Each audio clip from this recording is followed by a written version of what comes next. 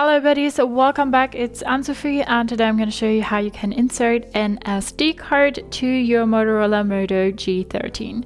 For that, you want to find your SIM card slot because that's also the place where your SD card goes, and that is here on the left side.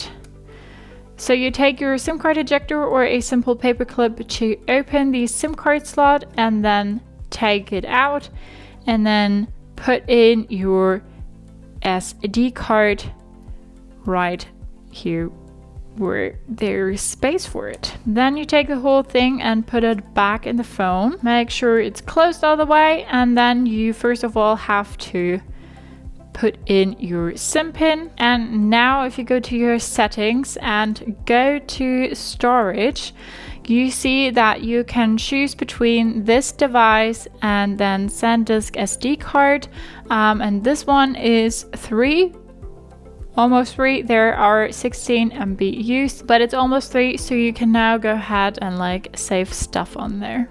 So that's how you insert an SD card to your Motorola Moto G13. I hope you liked it, hope it helped. If so, thumbs up, share and subscribe, and I hope to see you next time.